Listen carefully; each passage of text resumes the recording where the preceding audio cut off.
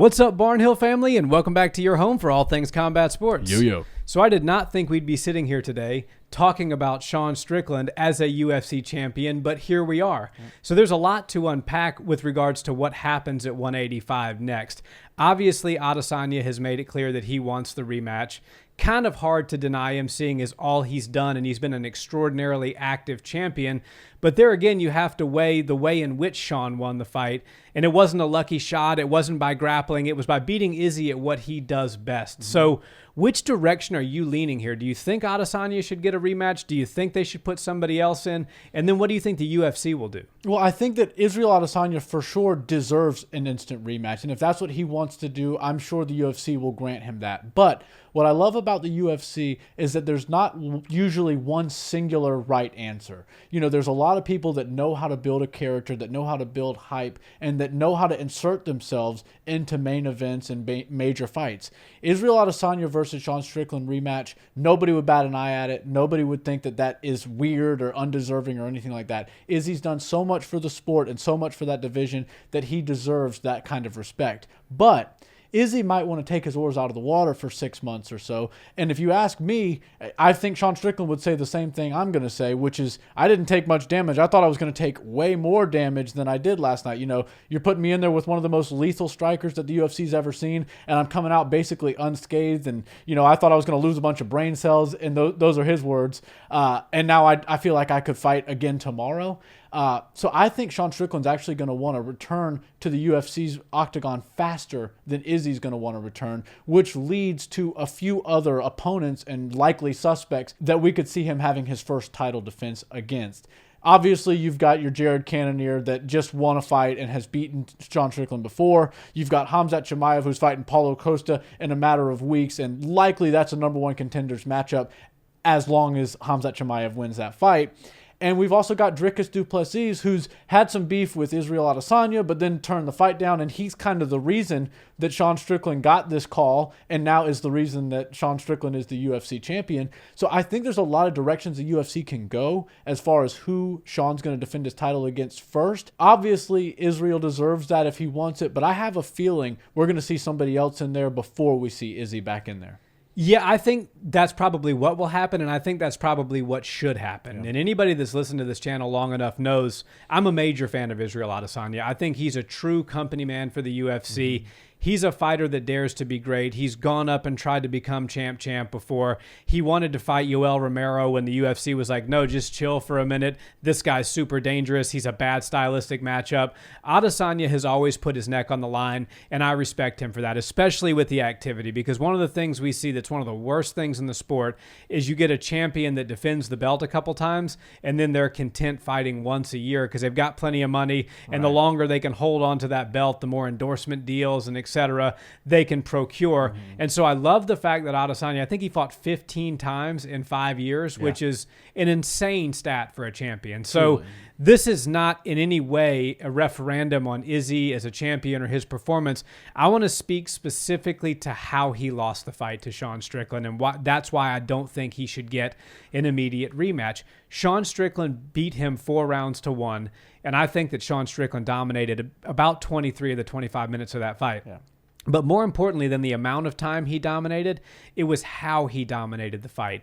He stood in front of Izzy, one of the most dangerous strikers, if not the most dangerous striker that the sport has ever seen, and didn't get hit. Right. I think the statistic you told me earlier was 11% of Izzy's attempted head strikes actually hit Sean, and he was so candid to Eugene mid-round towards the end of the fight saying, I can't hit this guy. I can't even find him with a jab. And it wasn't because Sean was running. He was right there in front of him. And Sean was super accurate with his strikes. I think 48% of the strikes that he was throwing were landing, with almost 50% land rate on a champion like Adesanya. That's unheard of. And so if Sean had won in that first round when he had Izzy hurt and he dropped him, I may have been more inclined to say, okay, let's give Izzy his rematch. That can happen to anybody. You know, Sean Strickland bites down on the mouthpiece and throws leather. Anybody can get caught on any given day. But the fact that this was a 25-minute domination in exactly the form in which Izzy tends to fight in, and he neutralized Izzy's greatest weapon, which is his precision, I think that somebody else should probably get a crack before Adesanya just based off of that. Yeah, I'd be happy to see it, and I think there's a lot of good options. And I do want to give a little bit of credit to both Eric Nicksick and Eugene Bareman. Those guys are two of the best coaches on planet Earth right now, and they gave their fighters exactly what they needed. Now, I know Eugene Bareman and Israel aren't exactly happy with how the fight went. They didn't get their hand raised, and that was maybe the worst title fight that Israel Adesanya has ever been in. But he was still speaking with him in the way that Israel understands, in the way that Israel likes to be spoken to.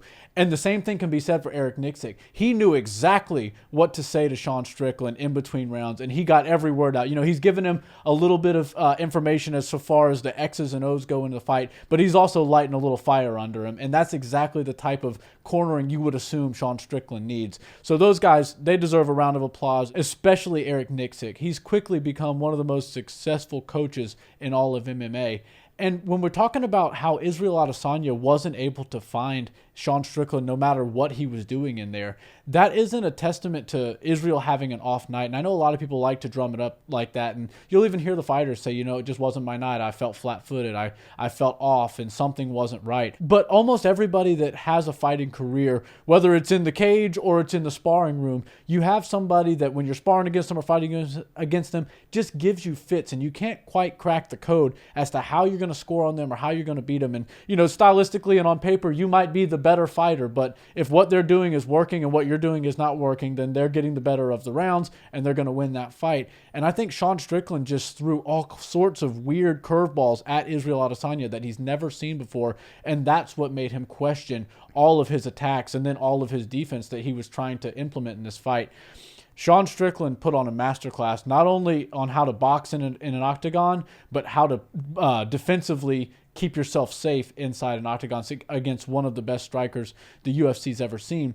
And I personally think, looking ahead for Sean Strickland, that you've got some very interesting matchups as far as who he could beat and who he could not beat if he goes in there with a similar style that he had last night. Obviously, if Khamzat Chimaev is able to get his hand raised against Paulo Costa and they try to make that the next title fight for Sean Strickland, it's going to be very difficult to have that same game plan because Khamzat is a pressure fighter and Sean Strickland's a pressure fighter, but his hips are always real close and he likes to get in that boxing range, which is exactly where Khamzat wants to be. And then if he's able to close the distance on him, which, it's only a matter of time if you've got 25 minutes and somebody's smothering you against the cage, the fight is going to be way different than the one he just had with Israel Adesanya. Same thing can be said for Dricus Du Plessis.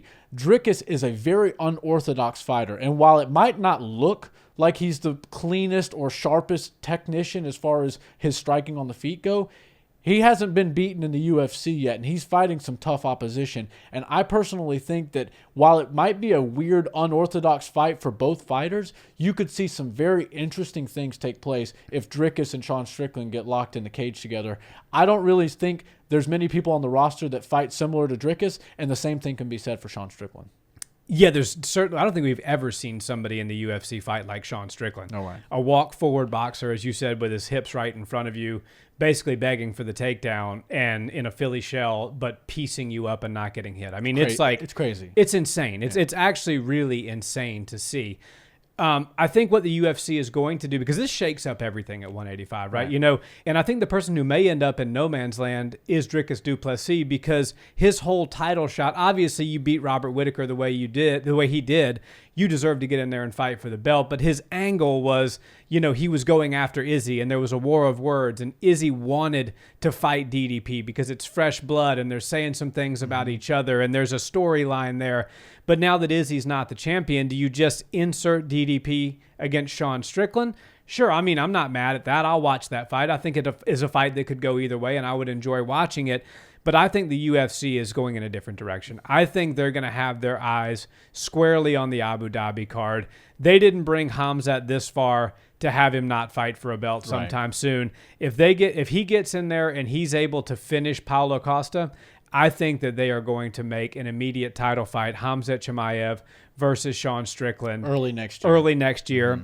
Before, obviously, Khamzat has to take off for Ramadan towards the springtime. So I think that that's what they're going to do. Now, obviously, I don't want to just brush over Costa, right? Because he's a great fighter. He needs to be respected. He's defeated some really, really good and very lethal fighters, and he certainly has a chance in that fight. But my early money is on Chimaev winning that fight, and I believe that the UFC, with one more Chimaev win, is going to try their best to get a belt around his waist, and I think it'll be against Sean Strickland. Yeah, and Paulo Costa deserves a lot of respect. He's one of the most electric, one of the most powerful, one of the most polarizing figures that the middleweight division has, and I think he's good for the sport. People really love him on social media now because he's actually pretty funny, and they understand that he's not just like this guy who looks better than everybody, is more handsome, stronger, and happens to know how to fight. They're like, well, there's got to be a flaw in here somewhere, but it's like, no, he's actually a pretty cool guy if you get down to it and you actually get to see the person behind the character. But I don't feel like this is a number one contenders matchup for him if he just squeaks by and beats Khamzat. I think he's got to go out there and smash Khamzat Chimaev to get his name back in the number one contendership, and that's not the same situation for Khamzat. If Khamzat wins, his next fight for the title, and they're going to try to make it very soon, just like they did Sugar Sean and Aljamain Sterling. Quick turnaround. Sean Strickland doesn't need much time to heal up after that fight from Izzy because he really didn't get hurt that much. And I think that's the direction they're going to go. We might see, Jared Cannonier have to do a bit more heavy lifting at the top of 185. And I think after Dricus Du Plessis sort of burned the UFC and turned down, stuck his nose up to a middleweight title fight, they're going to make him do a little bit more work as well. So my best guess for what the UFC is going to do next is they're going to watch Costa versus Chimaev. They're going to see what happens there and likely put the winner in there against Strickland, especially if it's Chimaev. And if that doesn't happen, they might put him on ice for a little while and just wait for Israel to come back. But we started this conversation by saying, does Izzy deserve a title shot next? The answer is absolutely yes still. And even though there's a lot of great characters at the top of 185 right now, none of them shine brighter than Israel Adesanya. Yeah, and I'll leave you with one final thought, because we talked about DDP kind of being in no man's land. And if Chimaev does come out and dust Costa and they make that immediate fight, Chimaev versus Strickland, why not just do Adesanya versus Dricus as a non-title fight? I think that could even still be a pay-per-view. People want to see that fight. For sure. People are interested in that fight. Book it as a number one contenders fight. It'll still be a good night of business. And then that will set up whoever wins that as the number one contender against the winner of Sean versus Khamzat, obviously presuming Khamzat can get past Costa. 185 used to be a division where we kind of had everything figured out, and Adesanya was the champion, Robert Whittaker was the gatekeeper, and everybody else didn't matter. But boy, have the times changed. Well said. It feels like an entire new life was just shot into the middleweight division, and now they're not relying on one big star. They've got a bunch of big stars, and a lot of credit goes to Sean Strickland. No doubt.